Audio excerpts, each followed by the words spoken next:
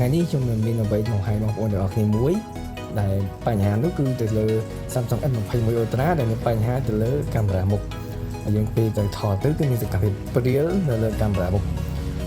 ជាក់ស្ដែងនៅពេលដែលបងប្អូនមានបញ្ហាកាមេរ៉ាគឺបងប្អូនតែងតែមានបញ្ហាមួយគឺពិបាកក្នុងការរកកន្លែងជួសជុល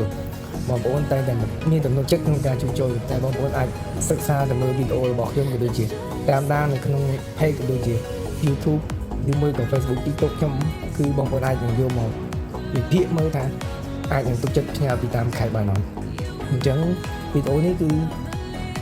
អាចជួយឡើងបានដោយសារតែបងប្អូនផ្ញើពីតាមខេត្តមកឲ្យខ្ញុំជួយដែរ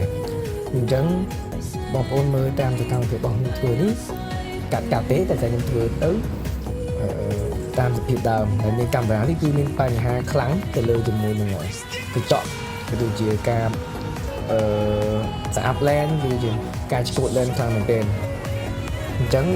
គឺខ្ញុំនិយាយអញ្ចឹងការធ្វើគឺតាមបច្ចេកទេសរបស់យើងបងប្អូនមានបច្ចេកទេសខ្ពស់ការធ្វើក៏មានភាពសុក្រិតក៏ដូចជាការធ្វើទៅត្រូវគោលដៅ 100% អញ្ចឹងសម្រាប់ខ្ញុំគឺខ្ញុំច្បាស់ក្នុងការធ្វើខ្ញុំគឺការដោះបំបែកជូតសម្អាតគឺខ្ញុំអត់ជូតតែខាងក្រៅទេគឺជូតខាងក្នុងវាមានគោលវាមានខាងក្នុងមានសើមានអីទាំងអស់គឺនៅក្នុងហ្នឹងគឺយើងអាចដោះបំបែកធ្វើបានទាំងអស់អញ្ចឹងបងប្អូនអាចមើលតាមវីដេអូនឹងបានបងប្អូនអាចវិភាគបានថាការតាមធ្វើរបស់ខ្ញុំនេះគឺត្រឹមត្រូវឬមួយក៏មិនត្រឹមត្រូវអញ្ចឹងយើងអាចបំបែក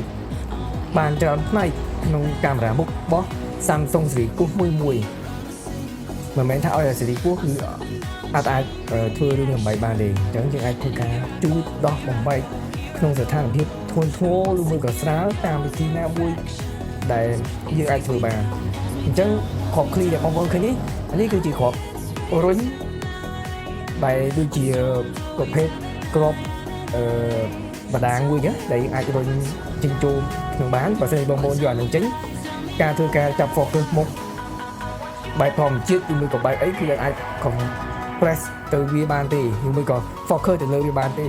ដោយសារតែមានបញ្ហាអញ្ចឹងឧបករណ៍របស់យើងទៅការសំខាន់ដែរគឺឧបករណ៍របស់យើងត្រូវមានគ្រប់គ្រាន់អញ្ចឹងវីដេអូបន្ទាប់ពីនេះមកគឺបងប្អូនចាំតាមដានមើលថាតើសភាពវាមិនម៉េចអូខេជួបគ្នាវីដេអូក្រោយ